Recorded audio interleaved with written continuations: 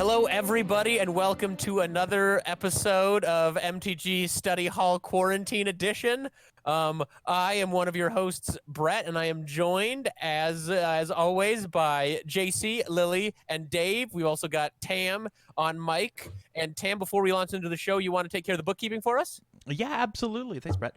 If you like the show and you like the podcast, make sure you go out and check out our other social medias at Facebook, YouTube, Patreon, Twitch, all at TCG University, respectively. And if you don't want to watch the video as a video, you can join us on any podcast service, iTunes, SoundCloud, Spotify. We're out there. Go out, rate them all 5 stars. That does so much to help the channel. You honestly don't even know.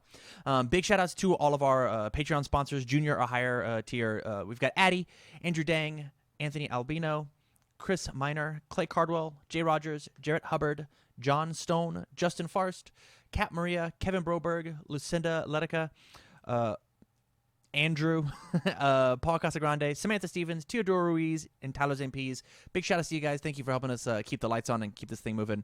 As well as our sponsors, Nuclear Inked Custom Tattoo and Skate Shop, and Cards Custom Build and Inked Game, but more about that later. On to the show.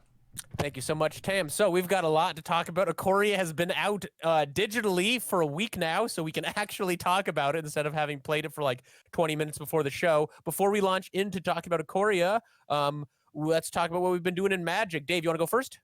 Yeah, I'm still doing the Pop to Plenty thing, and we're off of Mono Red. We don't have to play Mono Red anymore, and it's the greatest thing ever. I don't have to go, man, I really hope my opponent doesn't have anything on turn 4 to shut me out, and it doesn't matter, because now we can go, well, now I play my companion and blow him the fuck out. Like, it's a lot better. We've been drafting, we drafted a bunch on stream too.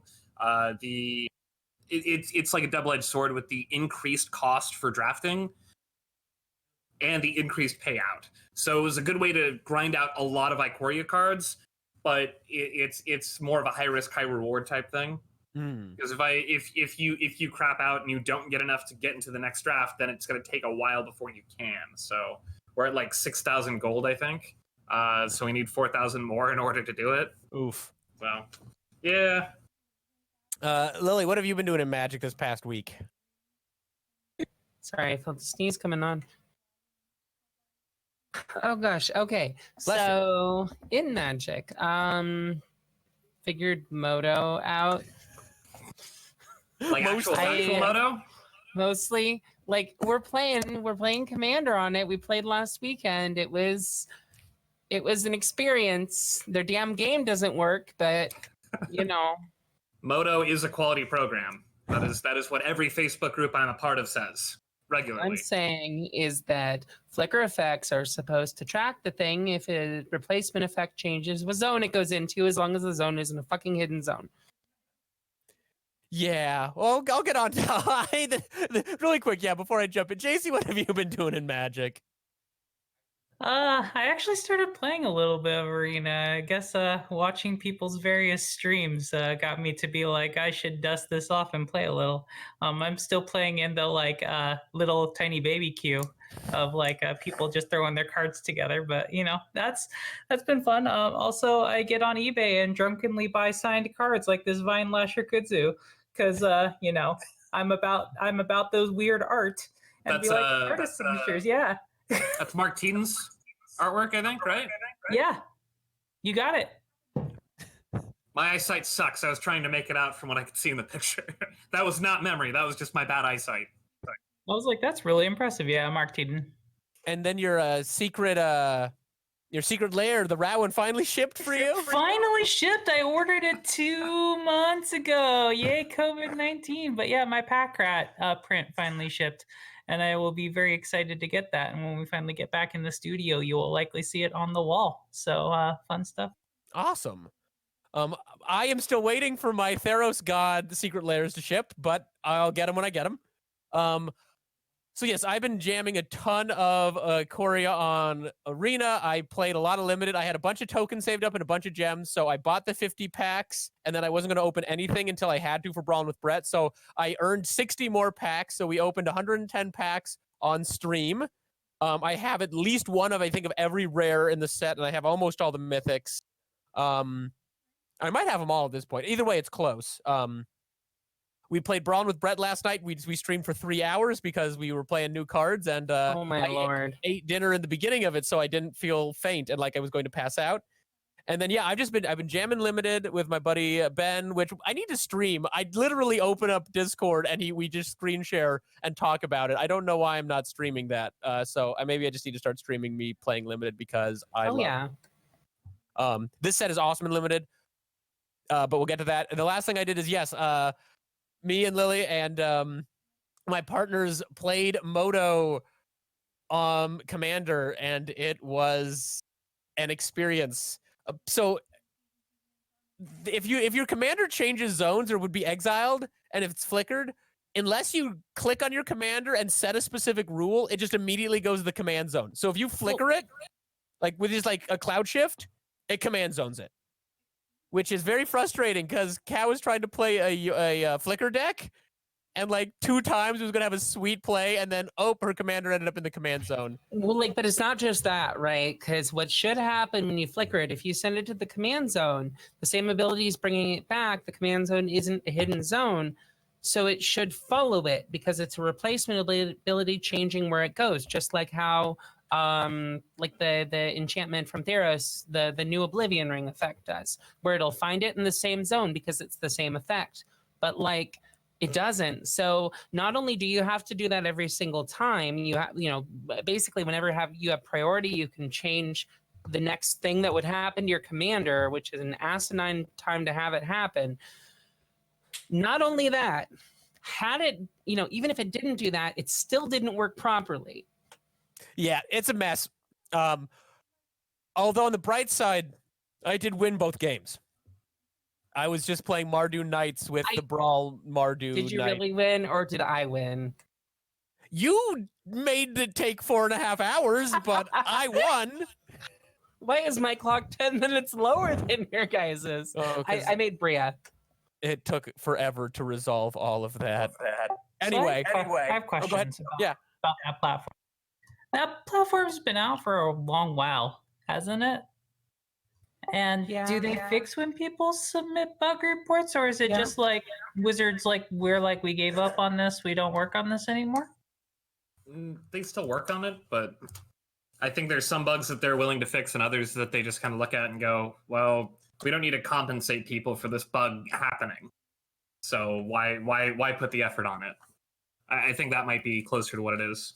Yeah, it still gets updates, it still gets new cards, but yeah, I think it's very much on the back burner now that Arena's doing so well. But it did technically work, and a lot of cards are very, very cheap on it. So I did throw together a pretty fun deck, pretty cheap. It's a horrible program, and it's not good for new people. But once we got in the swing of things, we managed to have some fun despite the limitations of the program. So that was cool. I can't wait till Arena has Commander in multiplayer. But let's launch into Ikoria. So a lot of Ikoria is happening. There's been a lot of talk as well of cards that are way too good, particularly companions, hence the show title. I have not been playing a ton of Standard. I think, Dave, you've probably been playing the most Standard right now. Do you want to kind of explain what's happening with the companions and what's going on? Well, it's still, absolutely. It's still really early in the format, but it's getting to the point where there's a clear distinction between decks that are playing companions and decks that aren't. And the decks that are playing companions are strictly better. From all instances that I've seen so far, as you can tell from the thumbnail for the video, we're using the cat. Luras, yeah. Luras, I think. Luras, yeah. And for those that don't want to look it up, it is colorless. Oh, thank you, JC. It is colorless and 2 black-white hybrid. And the clause for it being your companion is you can't have anything in your deck that costs each permanent card in your starting deck has converted mana cost 2 or less. Right, you can run expensive spells. Yeah, so that actually explains why I have that 3-drop spell that doesn't actually matter, but that's beside the point. It's 3/2 with lifelink, and at the beginning of each of your turns, you may cast a permanent card with converted mana cost 2 or less from your graveyard. So you can do that once. Now that doesn't sound overly impressive, but when you're casting things that, when you're recasting removal spells, or you're recasting your creatures that have comes into play effects, or beneficial state-based effects, it starts grinding out the value very quickly. Or Lion's Eye Diamond. Or Lion's Eye Diamond, but then you call the arena police because they shouldn't have that card. True. That's Black on Lotus. Legacy. So there are a few different builds of this deck. You can play the Rakdos version, which gets to play the Titan, which is obviously very, very strong, because then you can just cast it from the graveyard instead of escaping it. And then it dies again. Oh yeah. Yeah, it's insane value. You get to play like I a did lot that of in those decks. Parador. It was so much fun. Those that have been watching my stream, or the stream, I should say, when I stream, you get to, like, there have been several times where I've gotten blown out in the pseudo mirror by my opponent casting 3 to 4 Claim the Firstborn, because obviously that's very, very strong in the mirror when you get to play Witch's Oven and your opponent's not. So I've gotten blown out a few times by them, all right, well, they played 3, they can't have a 4th, right? Right? They do. They always do. So there's the Rakdos version of that. There's the version that I'm currently playing because I'm a baller on a budget, and it's the Orzhov version that's playing a bunch of enchantments. And I think it's Tragic. It's not Tragic Poet. It's something along those lines. It's the 1/2 for 1 that has Constellation. Give a creature +1/+1. So you have a lot of the enchantment creatures, like we're playing Hateful Eidolon and the Lifelinker that can give protection to a creature you control by sacrificing it. I have Celebrants because I don't have enough wild cards, and that card's surprisingly good sometimes. It's incredibly easy to misplay with it, which I do frequently. There's one of the reanimation spell where you can return a creature, 2 creatures with total power adding up to 3 into play. So it's a way to rebuy your dude if it gets taken out, because I'm only playing one of the cat as my companion. Now, there are a lot of other companion decks, and probably the one that's a contender for the cat is the Kraken. That's the 6 mana, 4 colorless, double hybrid, blue and black. And its stipulation is you can only have even-numbered permanents in your deck. I believe it's even-numbered permanents. Yep, that's the even-numbered one. Yeah. I know it's definitely even-numbered. I didn't know if it counted permanents or not. But the important part about this one is when it comes into play, each player puts the top 4 cards of their deck into their graveyard, and then from among those cards, you can put something that's even mana cost into play. So the thing about this is, and I posted this in our chat a while ago, this is apparently bugged on Moto. I'm not sure about Arena, but there have been some combo decks in Modern and in Legacy. Yeah. And this gets around Leyline of the Void and Rest in Peace. So you still get to choose the cards from among those. Lily. Yeah, that's definitely a bug, but that's also so if you have like a The bug is actually that you aren't able to pick them when Leyline of the Void is out. Right. No, that's exactly what I was saying earlier with the commander stuff, because it follows them through a zone change to a non-hidden zone. Yep. So you can still bring it back because it knows what that object was. So you can't use. So I want to talk really quick about this Legacy deck, because this Legacy. So the Kraken deck in Legacy is insane. Because pretty good in Standard too. You can't. Well, in Legacy you can win on turn 1. Okay. Pretty consistently. So Graveyard Hate doesn't work. So all you're running in Legacy is you're running a bunch of clone effects. So there's multiple clones that they're all even mana cost, right? Yeah, they're all even mana cost. So there's Phantasmal Image. Phantasmal Images in the deck, but there's 2 clones. Sakashima the Imposter doesn't care about Legend Rule with the Kraken, and the one that's in Standard right now doesn't care about Modern Rule. Spark Double. And which so is standard combo as well. You and then so even if you have to sack to the Legend Rule, you still get all those triggers. So the deck runs all of the lands that tap for 2, Lotus Petals, a Mox. It just runs all this ramp, and on turn 1 or 2, you jam this thing. It also runs Cavern of Souls, so if you have Cavern out, you can't counter it. Good job, Watsy. Way to and then the first. And then if you don't, the first constructed format, Cavern's been on Kraken. It might be the first time we've named Kraken with Cavern of Souls. Like most, that it's been happening a lot. I'm sure somebody's done it, but then you flip out multiple clones, and then you go get one of the Kolagans, because Kolagan gives your whole board haste. So you literally just vomit out Krakens, give them all haste, and bash for like 20 something on turn 1 or turn 2. Couldn't you just like chain mill them out and then just pass the turn though? That is also another way to do it. You have to pass the turn is the problem with that. I mean, I think it works, but I think that's part of the problem with that. Just having to pass the turn. I think it's definitely a pretty solid win con, alternate win con at least. Mm-hmm. Yeah, so and then the deck is bugged on Moto, so they had to postpone a legacy event and basically temporarily suspend the card because it's not working correctly and they don't want to have to compensate people. So The old soft ban, which translates to, guys, please don't play this card. We will punish you if you try and play this card after we've told you not to. yeah, and then so they had basically, because that was the main deck that people were running to that tournament, they had to postpone a tournament. Also, we can't complain about Vintage too much, but I think that so those companions are showing up there. Lura's in Vintage is absurd because you get to rebuy you can literally play Black Lotus, crack my Black Lotus, play Lura's turn 1, play my Black Lotus from my graveyard.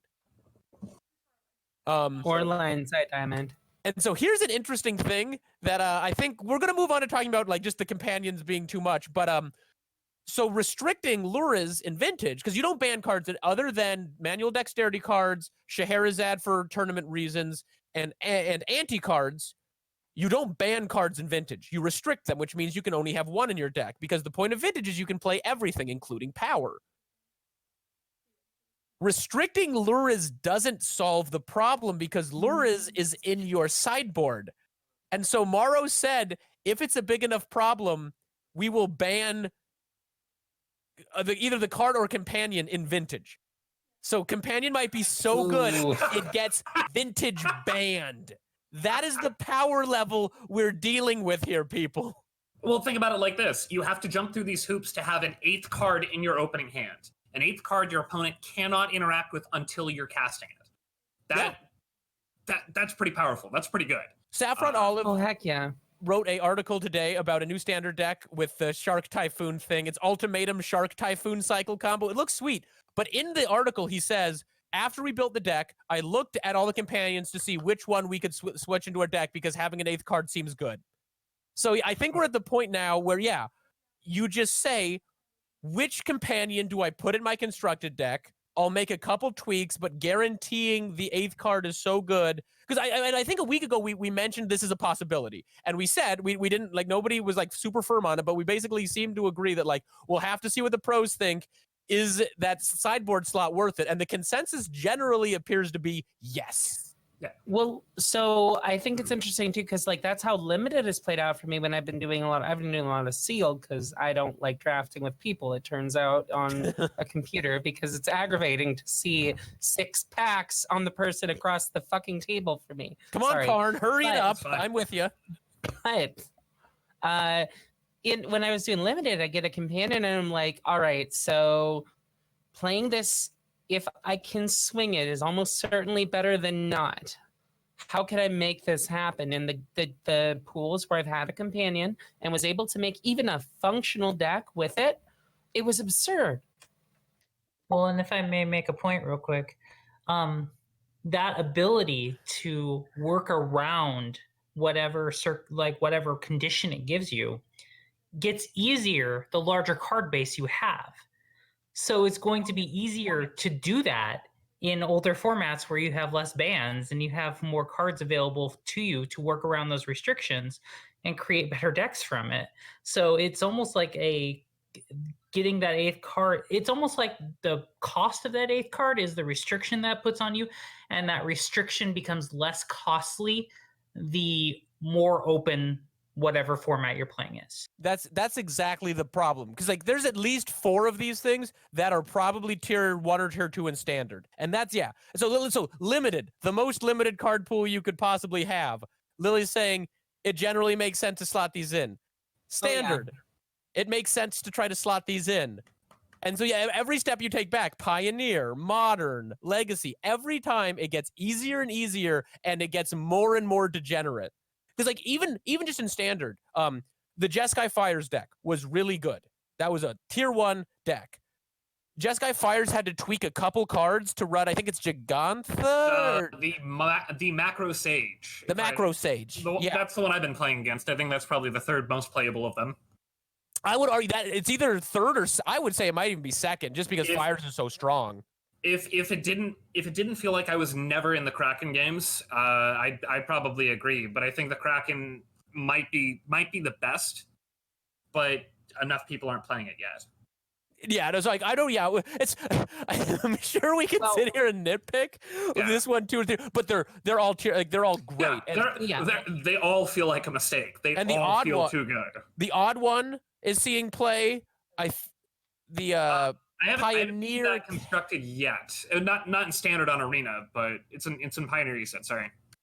No, yeah. So the I'm trying to think. So yeah, the cat one I've seen a Pioneer deck. I've seen Modern List, and I was gonna suggest we hold off a week to talk about companions, like a few days back, just because I wanted to make sure we weren't overreacting.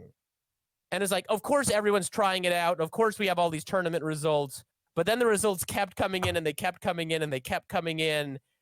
And it's like, okay, yeah, people are trying new stuff, and there's gonna be maybe more of the new cards early at this point while people test. But I think we're comfortable to say this isn't just like, oh, we're testing it. No, this is a real thing, and we're gonna see format spanning bans, I think, from Ikoria. Well, like, yeah, the other thing too is when the decks, like you were talking about, that's the Jeskai Fires. Mm-hmm. Well, so in other formats, their decks don't need to change at all. Like, I think the Legacy Storm deck can just run, like the most common list just can run the Nightmare Cat. Yep, the one that we were just showing. Like, I'm just gonna put that there because it's just gonna let me Lion's Eye Diamond more times. Yep, it slots into there. A lot of burn decks can just play Luris for free. Most burn decks in Modern aren't playing anything over 2. Rug Delver is playing Luris as well. It's not even really Rug Delver now; it's 4-color Delver. And people are saying, yeah, you cut the Okos and you cut the Uros, which are also cards that came out this past year. Let's point out.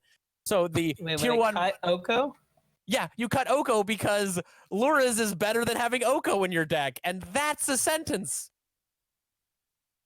Like, and this is not as big of a deal, but it's something I want to throw out there. Brawl. Winota is the best Brawl commander I've ever seen in my life. She's a 4/4 for 4. When you attack with a non-human, you reveal the top 5 cards of your library and put a human creature into play, tap and attacking, and it gains indestructible to the end of turn. But go ahead. Better than Baral's? I didn't play a ton when Baral was legal. Maybe it's on the same tier as Baral. It's a very different deck because Baral was a punishing control deck where they generally always had the counter. This is a turn 4 combo deck where you almost always just win by turn 5 or 6. And like, even against decks, like there's just not an answer. Like the answer is you have to have constant removal, multiple board wipes.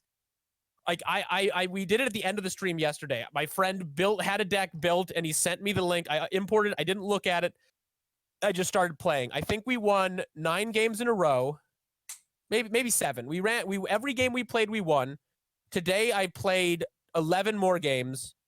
I lost 2. I won 11 more times. I played 13 games. I lost 2. I lost 1 mirror match, and I lost 1 where I got stuck on 2 land. But that's it. Like, this deck needs to be full stop banned in Brawl. I asked today, I was talking to Kat, I'm like, did they play test this in Brawl at all? And the answer to that question might be no. And if no is the answer, okay. But like, this is degenerate in Brawl. And so the question, like, did they play test this at all? Maybe not in Brawl, and Brawl's not their biggest format. And as long as they ban her in Brawl, that's fine. I'm not going to complain too much. But did they play test Companion? Like, that's the question. It's like, I'm kind of losing some faith in the play design team. We've kind of already seen how they do some of their playtesting, where they flat out admitted to the oversight of Oko beforehand. To like, yeah, we didn't realize you could just target their stuff and use it as pseudo removal. And I guess the oversight of Field of the Dead with that, and going back a couple more years, the oversight of having an infinite combo in the same the same block of 2 sets. So, or just Smuggler's Copter, or Smuggler's period, or energy being too good, yeah. Just too good. Like, so, like, I get that this kind of thing happens when you push boundaries and do creative game design. and that with energy, I think energy being too good, I think that gets a pass. That's new space. That was a weird thing they did that wasn't like anything else that they did. But this other shit, guys, come on. Kid, like, You know how your game works. just the idea that they didn't think that having an 8th card in your starting hand wasn't amazing. Like Morrow was on a couple of his stuff talked about for years. They had tried to like work out like a mechanic to have like a card that starts in your hand. And most iterations of it had it take the place of one of the cards in your hand. And every time it was still too good and they just never implemented it. And like, And go ahead. it really just speaks to like, you know, playtesting and thinking things through with what was the other Lutri, I think it was? Wasn't Lutri banned The like Otter. when they released it? Like somebody was like, Preemptively. Commander was like, no. Yeah. Like, Oh, the stipulation is you can only have one copy of a card that's not a basic land in your deck. Well, no, fucking yeah, no. like it's a real problem for Brawl, right? And I would have given that as a, because it's banned in Brawl. They just banned that in Commander, banned it in Brawl. Like, and that one I was willing to let go. That was saying, we want to print this card. We know in these specific formats it's going to be too much. We're just going to put the kibosh on this right away. There aren't that many of these. They basically were saying like they aren't that many of these restrictions they felt like they could do, and so they wanted to use that one. The problem is like I don't know if there's like the ooze doesn't seem great. The one where you have to have the same creature type of everything. Like I've played it in arena permanent type. So I played it in arena. No, that one is card type. So you can't, if you're running creatures, you can only run creatures because you either have to run like all instants, all sorceries. But since he starts outside the game, he could be your only creature, right? Yes. Yep. So the cards in your deck, all non-land cards in your deck have to share a type. I believe is the card type. Yeah, a card. That type. makes sense. Tribal tech. I lost to that. The both times I ran into it in limited, I did lose to it. Even though they had to play a bunch of subpar creatures, and I was like, oh, they don't have any removal. I'll win this. But then they just kept playing creatures, and then they just kept playing creatures, and then they played an extra 4/5. Yeah, mutate's a thing. Just remember that that is removal. Mutate is I wanted to get that's a good enough kind of a mini segue within the topic to be like, mutate is an awesome mechanic. I love mutate. I am super duper down on this limited format. Companions are interesting and limited in that they make an interesting deck building thing. Like, so if you draft game one or game two, they're great. I ran into the Gigantha, the 5/5 for 5 that taps for Wooburg, and you can only use it for colored pips. We won a lot of games with that card because that was just keeping an extra 5/5 in the starting hand. So that was all the time. One of the things I'm kind of finding, even in limited now, is I see somebody start with a companion, and not all the companions are as limited playable, but enough of them are that it's like, oh, there's the Macro Sage. They drafted as many of the 3-mana rocks, and they're going to just draw 5 cards. And then somebody recurred it after I killed it and drew another 5 cards. And so, like, constructed limited, these things just, it doesn't feel like you can win if you don't have one, like Dave said. Like, you have to have one or you aren't running a tier 1 deck. Now, limited is not as big of a problem because you just might not run into somebody with one. So, like, I'm willing to maybe give a pass on limited to it creates some interesting deck building constraints and it kind of creates an interesting draft. But, like, I don't know that it's like on draft, sure. I don't think in sealed it's that much of a restriction. Because, like, the set's designed in such a way that you can meet these with your sealed pool easily enough. and like, yeah, maybe there's a few you probably can't pull off in sealed. The one that you need an extra 20 cards, that is seeing a ton of play in Modern and Legacy and Pioneer. And That is weird to me. That is weird to me because running extra cards is bad. It is, but like, I think it's one of those things where as long as you're running the correct amount of lands and powerful spells, having the extra card is just worth it, is worth losing the consistency. Which is crazy. World.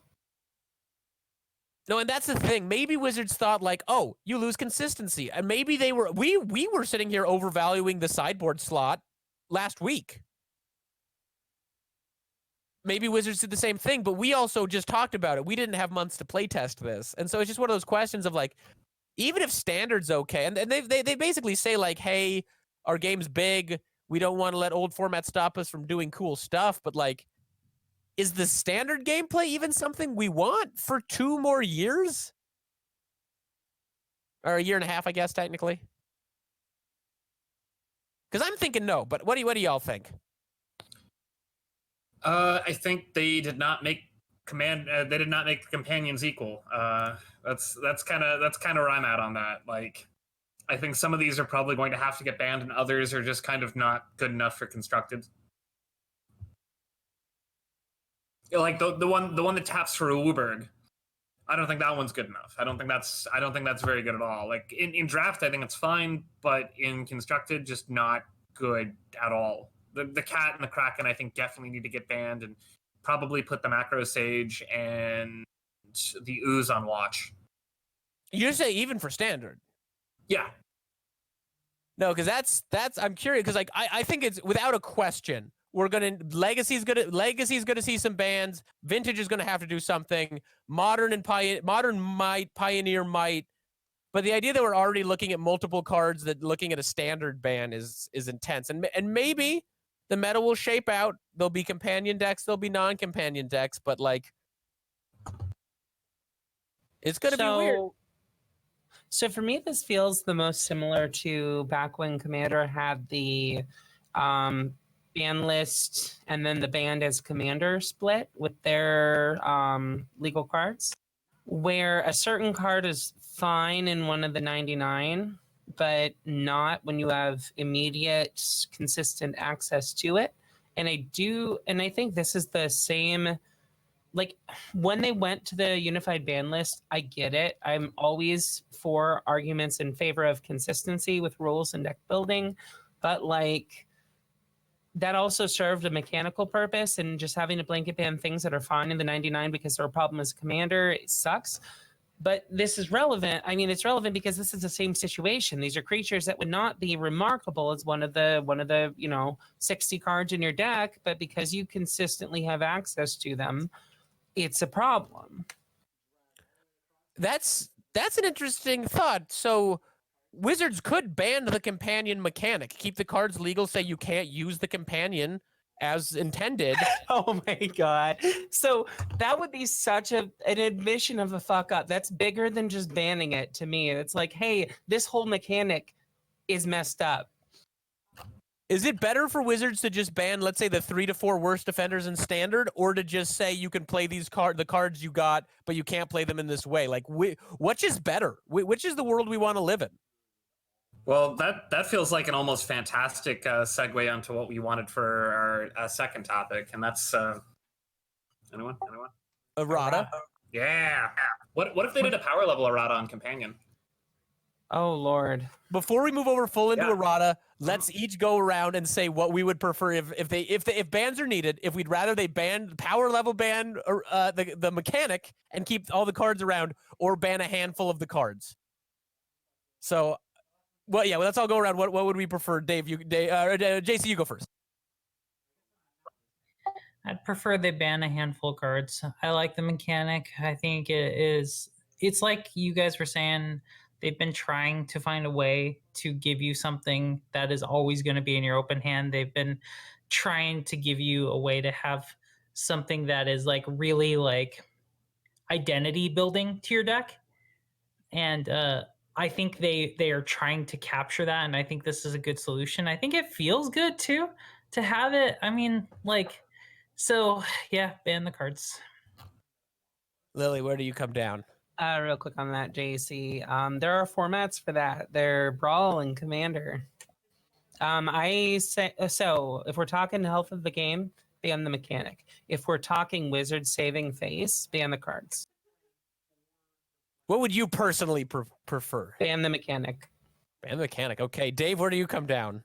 I'd want them to ban the cards. Just whatever cards are the most problematic, and go from there. Because what I think could happen on this is they end up banning the mechanic, and that's fine. But then 1 or 2 of these are still too good, and they need to just go through it again. It feels like it feels like kind of what they ended up doing with a couple of bans previously. We're like, we're going to ban this and we're going to ban this because we don't know which one is really the problem, and we don't want to have to go back 2 weeks later and just ban the thing again.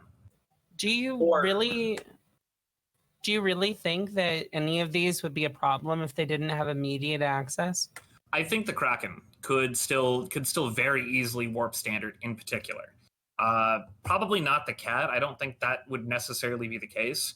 But then you also enter into the part where people, one of the things that Wizards is big on, and we'll touch on this in a few, is people having cards and going, well, it says that it can do this, but that's not how this works. It doesn't do. I can't do the companion thing, but I can play it as a card. That doesn't make sense. Why does it say companion then?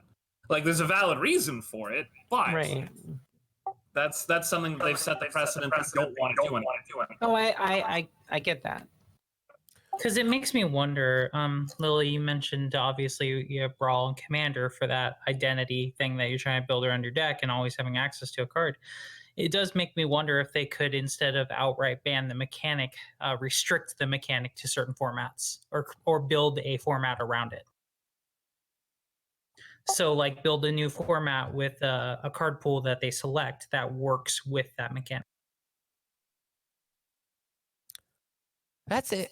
I feel like, I don't know if you want to splinter your player base, because like I feel like they've kind of done that with Brawl, and to go further and have to restrict the card pool.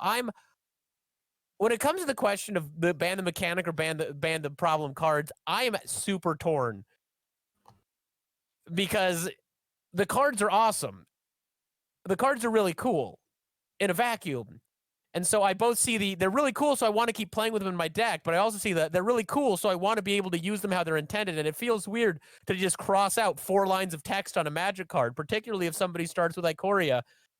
And then it turns into, well, they banned Companion as a mechanic in Standard, but how does it work at Casual table? So I don't know. Maybe I just say, I think I'm leaning 5% more towards ban the problem cards, but I also wouldn't be shocked, or it might not be a bad idea to ban the mechanic. I realize I'm kind of waffling, but yeah, it's just, it's a toughie. Like, I don't know. I think they were trying to reproduce some of the Commander feels, and I don't know, not Commander Brawl feels in Standard, and I don't think those make good competitive formats. And they straight up said they were trying to do that. So yeah, you're not off base at all. But no, I don't. Yeah, it's Commander doesn't work great 1v1. I would argue Brawl's okay 1v1, but it still needs its own separate ban list to take care of it so things don't get out of hand. So yeah, I want to talk a little bit more about the better parts of Ikoria, but why don't we save that to the post show? We're gonna move on to errata. Anyone final thoughts before we move over to errata? Well, okay, I will take the silence as we're good. Before we jump over to talk about errata, we're going to kick it over to a quick commercial break. So we will be right back after this word from our sponsors.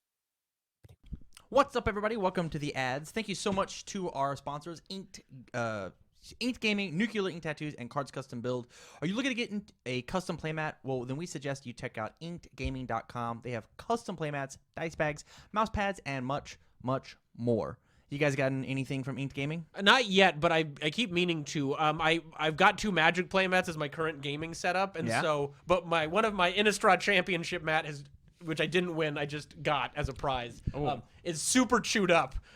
So I'm getting close to needing something new. If you guys want, I have designed some chalkboard TCGU sponsored player mats. I could shoot you over the pictures and you can just go get them on there. I might do that for like my actual going to tournaments and playing mat. That sounds cool. They even let you add a stitched option to the playmat and mouse pads as well. Ink Gaming lets you play your game with your style. Like I said, you can do the custom images. You can either go out and find an artist to get you something, or you can design it and send it in, and they work with you, your style, your game. If you want 10% off your order, use the code TCG University, all caps, no spaces at checkout. Help support us by customizing your game to your style. Big shout outs to Inked Games. Yes, and like I said, my playmat's getting chewed up. It's because it doesn't have the stitched thing. I have a couple stitched edge playmats, and they are awesome. Nuclear Ink Custom Tattoo and Skate Shop. This episode is also sponsored by Nuclear Ink Custom Tattoo and Skate Shop. At Nuclear Ink, you can find a very inclusive environment with artists that share your interest in nerd culture and fandoms alike. You guys have any tattoos? No, but if I get one, Jesse down at Nuclear Ink is going to be doing it. For sure. I mean, if I get one, he's doing it. What about you? Oh, just the one. Which is? It's got just a little kanji here. Oh, that's really rad. Kenshin's dope. What is the kanji for? It's the symbol for evil and misfortune. Okay. Well, I want a Legend of Zelda tattoo. Nuclear Ink prides themselves on being Omaha's premier all-custom tattoo shop. So if you're looking to get a custom tattoo, please check out Nuclear Ink here in Omaha, Nebraska. Link will be in the description. Jesse seems like a really chill guy, and if you're looking to get anything custom, you should definitely chit-chat with him. He'd love to conversate with you so that you are 100% happy with anything that you decide to put on your body for the rest of your Super life. good people. Really can't recommend them enough. And then the last sponsor for today is Cards Custom Build. Are you into cosplay, you nerd? Of course you are. You looking to get into cosplay? Of course you are. Do you want to show up to the events dressed as your favorite character? Well, then Cards Custom Build is here to help. Cards Custom Build creates everything from cosplay accessories like props, trinkets, and weaponry, all the way up to full-blown costumes. I asked you guys last time, what do you guys want to be? You said the Mandalorian last time. Mandalorian armor. Yeah, my father, Clay Cardwell from Cards Custom Build, he has everything set out. He's got it all designed at like an incredibly talk of the town. I even have that in here. Talk of the town price. It's so good to take in, and just like making costumes takes a long time. Yeah, it's really time consuming, and it takes a lot of different kind of skill sets and equipment. So like, if you're into building your own, awesome. But if you're like me and lazy, this is the way to make it happen. I just went to Level Up Expo out in Vegas over this past weekend for a card tournament, and it was really fun just people watching all these people in their really awesome costumes. It's fun to see people transform and become somebody that they're not. It's fun seeing somebody out of costume that you think would be very timid and not hold themselves, and as soon as you put on that Superman suit, they stand up and they put their chest out. Like it's super rad, and the costume is half of that equation.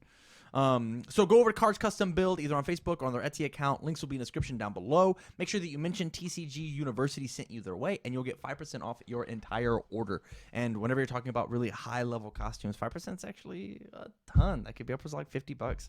Like honestly, if you're pushing for all the accoutrements. If you're going for a big one, oh yeah, or save a couple bucks on something smaller. Like yeah really. For sure. No reason not to. If you're thinking about doing it, support local if you're here in Nebraska, and if not, he'll ship across the whole U.S. Support him anyway. Support him anyway, even if you're in a different state. Back to our show. And welcome back. So, like we said before the commercial break, we are going to talk a little bit about errata and how that relates to Magic. Dave, do you want to kind of give people a little bit of a just like a primer on errata-ing cards instead of banning them or removing them from the game?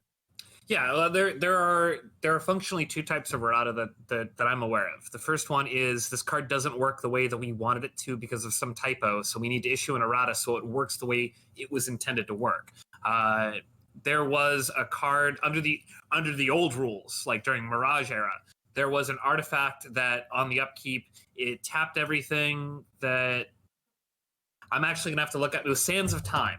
What it boiled down to was at the time when artifacts were tapped, they didn't do anything. Right. So it didn't work at all, period. I'll rephrase that. It didn't work the way they wanted it to. There have been cards like that in the past that didn't work the way they wanted it to, and they issued an errata saying, well, this is what our intent was for the card. This makes the card work. And there were certain instances where they just didn't care and they just rolled with it like riding the Daily Wars, which I'm going to bring up at every opportunity.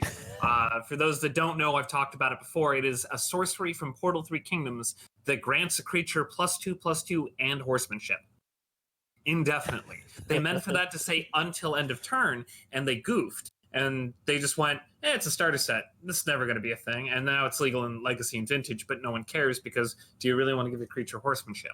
Point being, that is the first form, that this is not how we wanted the card to work because we goofed with the wording. So here's the errata so that this works the way it was intended.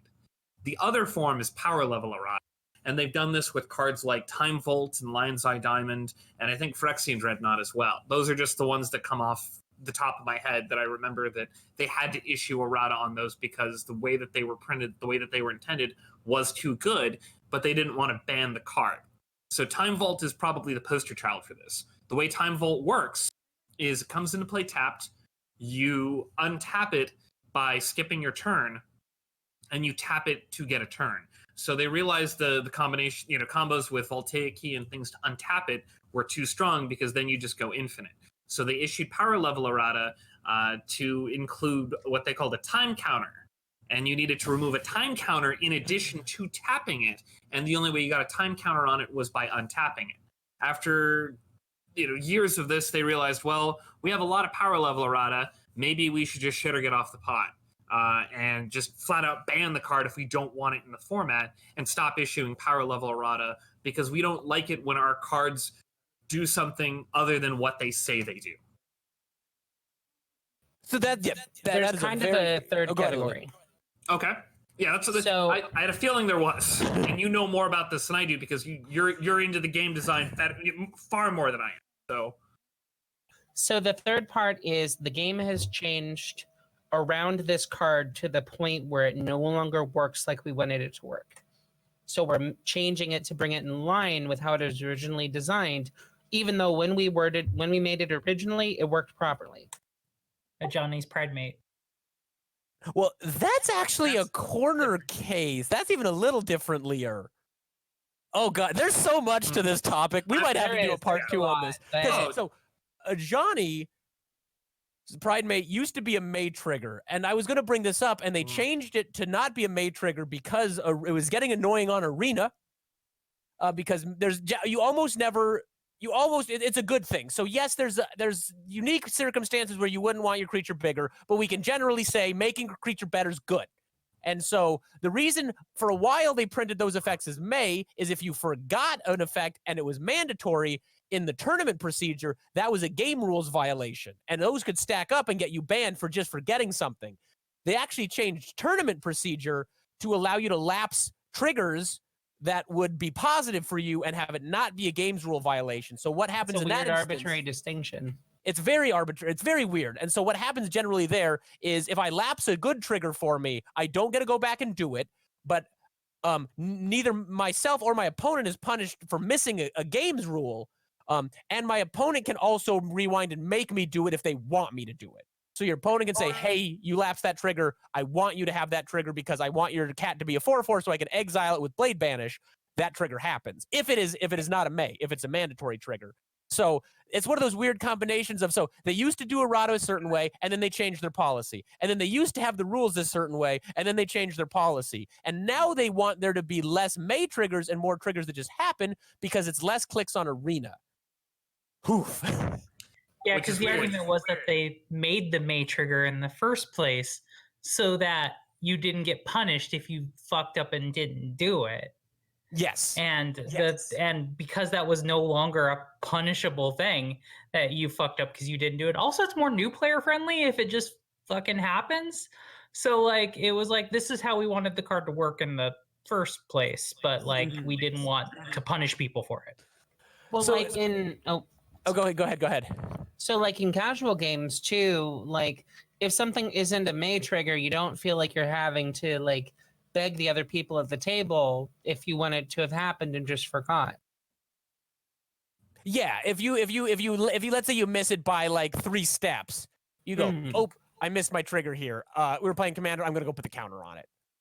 Yeah, like it's good. It's the same reason that for a long time cards usually, let's say if you looked at the top 5 cards in your library and did something with them, when you pulled the one card out, the rest of the cards would go back on the bottom of your library in any order, because in any order is quicker in paper. Because if you had to put them in a random order, you have to randomize the pile and offer the pile to your opponent to cut. But Arena, it's more clicks. So they kind of shifted that. Now we're going a little bit off topic, but Arena has kind of dictated how they've done that, and that is actually they have eroded standard cards like a Johnny's Pride Mate. There was a version in stand. I think there was a point where we had 2 copies of that card in standard, and they had different text. That's what brought the conversation up and why they addressed it. It's because last year in the core set, it got reprinted with the errata. Yeah, so so Wizards is clearly still willing to do, and that's not a power level errata. That's a game function errata. So I think we probably have 3 general types of errata. So power level errata is a subset of game function errata. Okay, that's fair. We also have some other stuff. The Dryad, that 2/4 for 3 from Theros, the mostly new Dryad man that lets you play extra lands. They left a creature type off on that. They had been doing, I think, the Dryads were nymphs as well. Sexy green giant. So that actually got errata very recently, and it is now a Dryad and a nymph, if I am correct. Well, so like the whole cycle were nymphs, but like a lot of green creatures are dryads. It's like a weird overlap. And in Theros, we had nymph dryads, even though they're like mythologically very similar. It's like if a goblin and a hobgoblin, like. Ooh, Hobgoblin Tribal. Let's never do that. But yeah, so power level errata is something that Wizards doesn't like to do anymore, generally, but they could with Companion. And like we were saying, it would feel weird.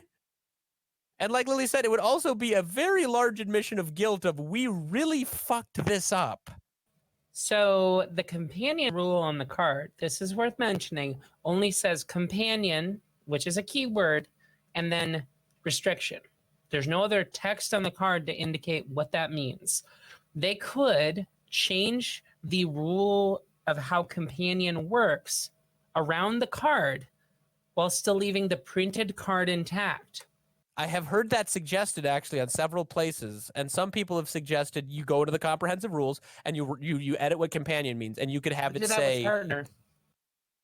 Did they do that? Well, yeah. Well, partner they gave extra rules text for. I don't think they changed it. Well, I mean, but partner with was as an addition to it, I guess. But they did that with proliferate. Yeah, they will, and they'll change how some rules work. They changed proliferate for arena, I think, because proliferate you could only do one counter. So if you're one kind of counter on the permanent on the things you target. Yeah, so if your permanent had a charge counter and a +1/+1 counter, you could only proliferate one of them in the old rules. They changed that because of arena, because they wanted to save clicks. Probably because of they actually think they did it when they just put it on arena just to save clicks. So like if Gideon has a counter, they didn't want you to have, they would have had to change the interface to go into then click on the unique counters to proliferate. So that might have just been like I wouldn't be surprised if a designer said, what if they just click on the card and all the counters go up? I'm guessing that's what happened. You know, it could have been because of Ikoria because of keyword counters, and that's weird. You had to pick like one of like 7 counters, 6 of which didn't do anything. Yeah, that'd be weird. So I didn't expect this coming into this. Arena's really impacted how they change and errata stuff. But on the topic of changing companion, they could make it so some people have suggested if you have a companion, you reveal it, and then you either like draw 6 cards, or you once you've determined your hand size, you put it into your hand and then put a card from your hand on the bottom of your library, kind of like the mulligan. So like there's a couple rules that would make it so it's not an 8th card. You'd always get it, but you wouldn't have it. It would be in your hand, and then it could be interacted with if they make you discard it. So that's something some people have suggested. I think that would kill it in Vintage. Like with Laurel or whatever the cat. I cannot remember his name, but Loris, that would kill him in Vintage because he's not worth it as an 8th card in Vintage. It makes your Black Lotuses free. But yeah, maybe a 3/2. Maybe if it isn't an 8th card, maybe if you have to cut a powerful card from your main. Well, it's still a sideboard slot. I don't know, but and I feel like just like Wizards, we shouldn't try to make our job to be to fix Vintage's problems because it's Vintage. So I don't know. Vintage is where problems go to die, but I'm just very much like. It would feel weird to me if they just changed how a mechanic worked, but maybe that's the least damaging thing you can do. They've done it before, and they don't have to change what's on the printed card. So when all they're doing is changing the answer when people ask, what does this word mean? Like, that is different than changing the words on the card so that the card doesn't do the thing that it says that it does. That's true. JC Dave, where do you see that as a better answer to a ban of the mechanic or a ban of the cards? If that fixes them being too good, I should add on. I think that it's a much better solution to do a minor rules change than to start issuing power level errata again. on the whole, I'm not a fan of power level errata because it's a lot of supplementary printings of things that you need to do. Like I remember the old days of having to check the duelist in the sideboard for what because the internet, like we all have our stupid nightmare rectangles now. We can check it at any point. Like we can check prices of cards. We can check, different printings of cards like on the fly at any point. It's painfully easy to do it than it is based on what it used to be. I still think that the rules change is a lot better. It's a lot more elegant of a fix. As far as like power level errata goes, I think that might be something that we could start using for a different kind of fix, like something like Oko when a mistake happens, or something like Field of the Dead when that mistake happens, or even when like a new cat combo comes up, or the looter scooter. Any one of these things, they when we know that when WotC knows that they screwed up, like, all right, yeah, that probably wasn't a great idea, but we want people to still be able to play with the cards that they have. So let's make a change. Let's have the crew cost be 2. Let's have the casting cost for that get incremented by 2 more. Things along those lines. It's much easier to do on Arena now, and I can empathize with we want cards to do what they say on it. We don't want people to have to do research to figure out how their cards actually work. But we're getting to an age where it's just way easier to implement these types of changes on the fly. Like Hearthstone's already shown us that they can do that. And I was going to bring that up. Actually. Oh gosh. Hearthstone does that. So Hearthstone, if a card's too good, Hearthstone doesn't generally ban cards. They will just, because all the cards are digital, they just go into the game files, they tweak what the card does, boom, card fixed. Are you suggesting, Dave, is that something you're saying you might be interested to see them try out? So instead of banning Oko, we make Oko cost an extra mana and make his turn him into an Elka minus ability? Well, yeah, but Lily had a point she wanted to make on that one. What'd you have, Lily? Yeah, So I don't like how Hearthstone did their errata. I don't like how they do that. I think banning cards in a format is a way to target power level problems.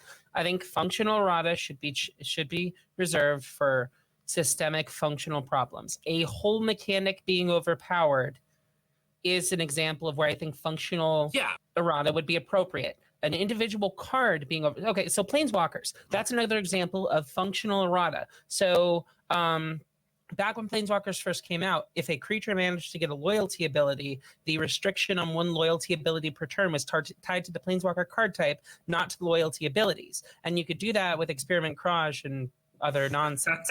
And when you would do that, you could just keep plussing and minusing as much as you wanted because the restriction was tied to the Planeswalker card type. But then they back end changed it. They tweaked one thing in the comprehensive rules so that the thing that the card references works differently, and now the restriction is on the loyalty abilities, not on the card type. The companion change is a similar thing. Here's a thought.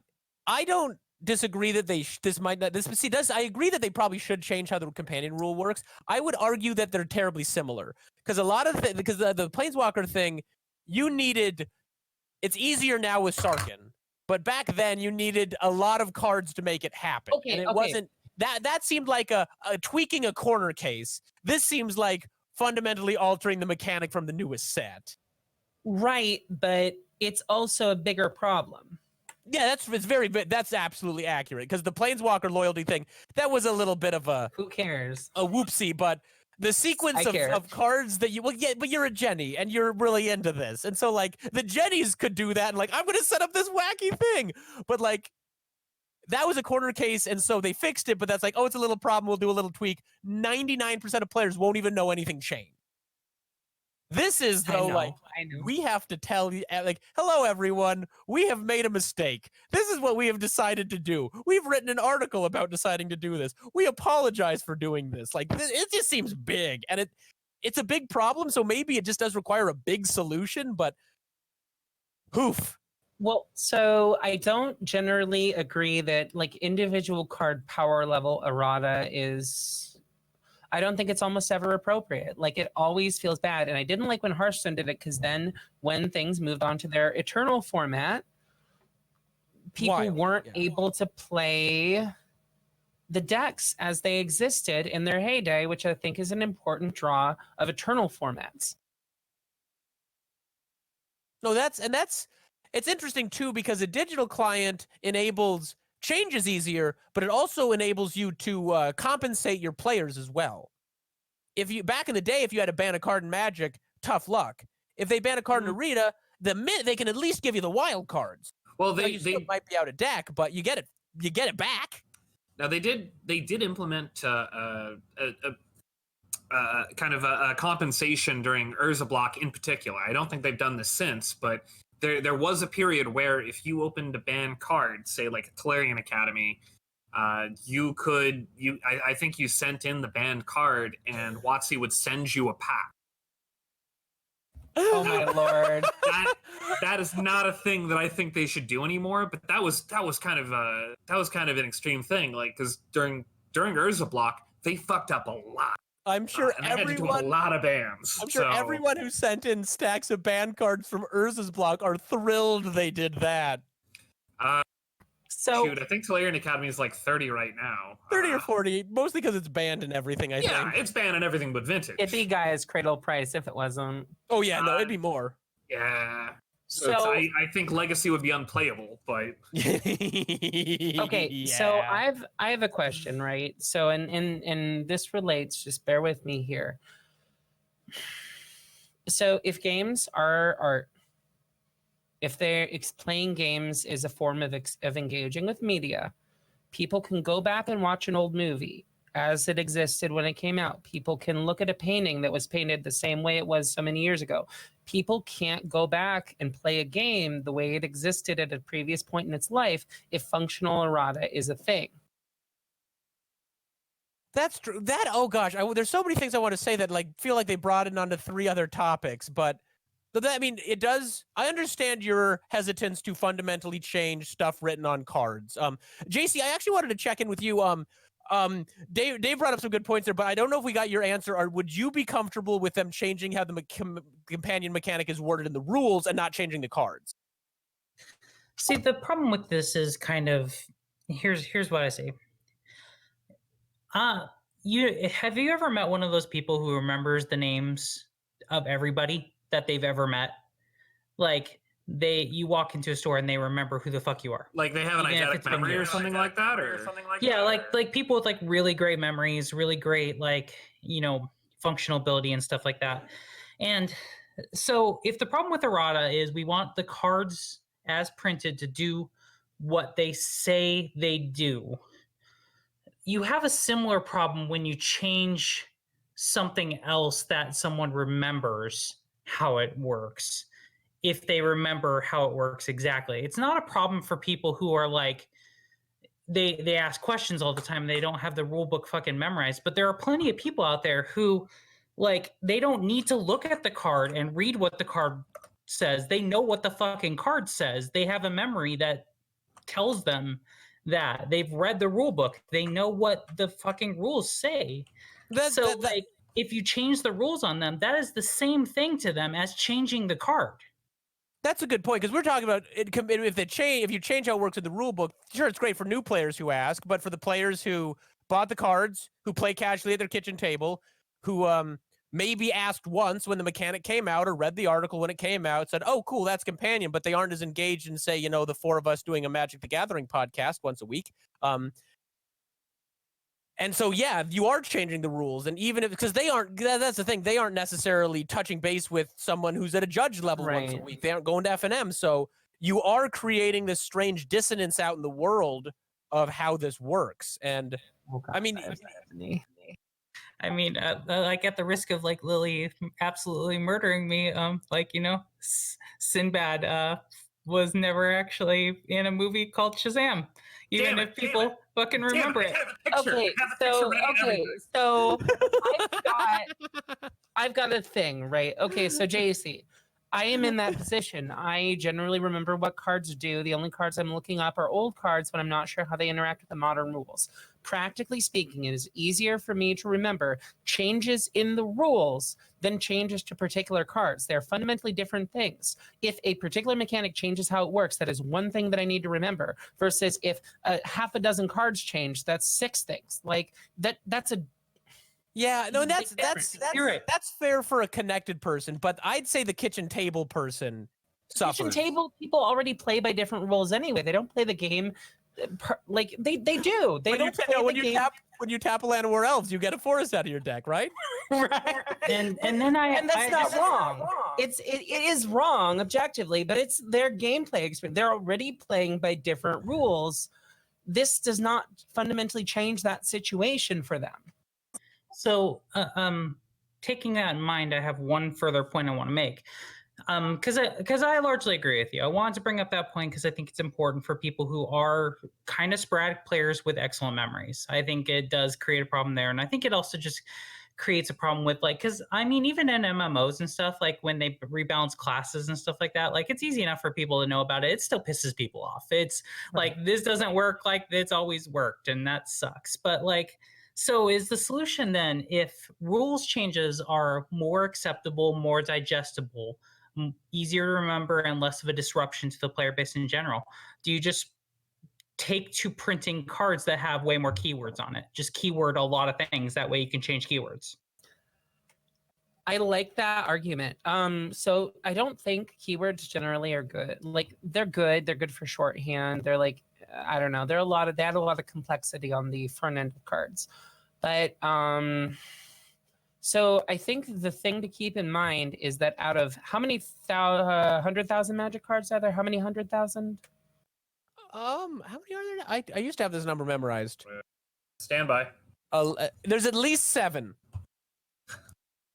Minimum. 700,000 or 7? No, 7 million Magic cards. There's at let's least say. 7 Magic cards. At least. You have the 5 basic lands. You got Black Lotus. 20,000 unique Magic cards. Only 20,000. That's that is Really? what the internet is saying. Okay, I feel whatever. like that's low. Yeah, that's lowball. Let's say there's 100,000, right? So out of 100,000 Magic cards, right? Half of a quarter of a percent, like an eighth of a percent of the Magic cards even care, and I think that's a high ball. Like most Magic cards, overwhelmingly 99.98% of Magic cards don't ever need any kind of errata, period.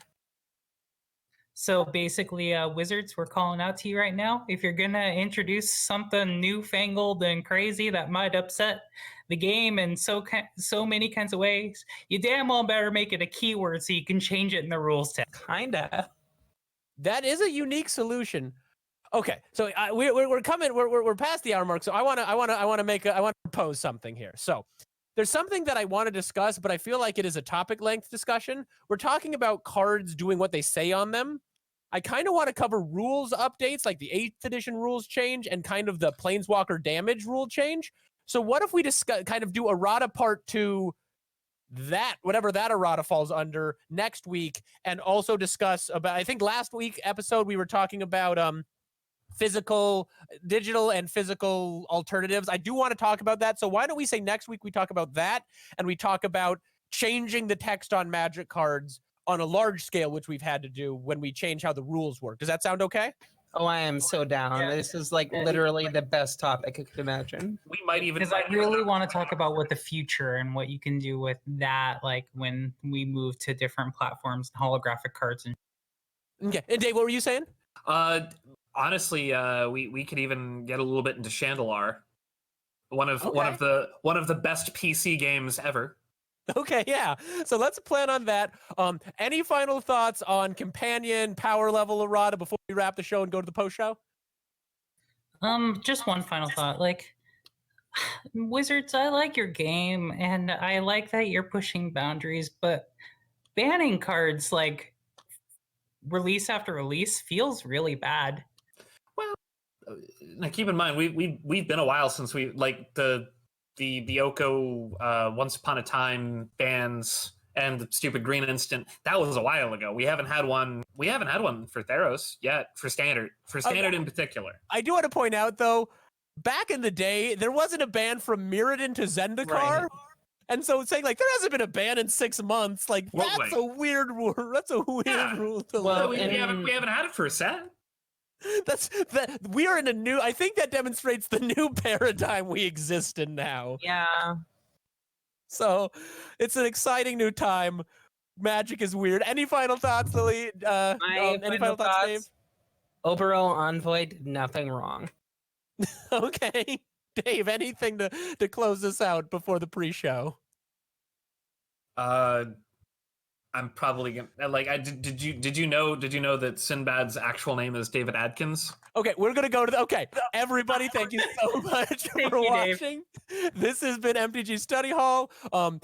Like Dave and I said in the beginning of the show, we are streaming. So I'm streaming Wednesdays, 6:30 Central. Dave, you're doing late night streams still?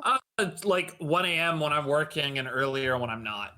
So The easiest way to find out when we're streaming is if you join the Discord. We try to post in the Discord. You can also follow us on Twitch/TCGU, and it'll give you a little push notification when we go live. That's an easy one. The Discord, if you want to be on that, you just go to the Patreon, $1 a month. It gets you a bunch of extra stuff, and it gets you extra content like the post show, which we're going to go to. So thank you all for tuning in. We will see you a week from now if we don't see you on one of the streams. Thank you so much, and make sure to remember who you are.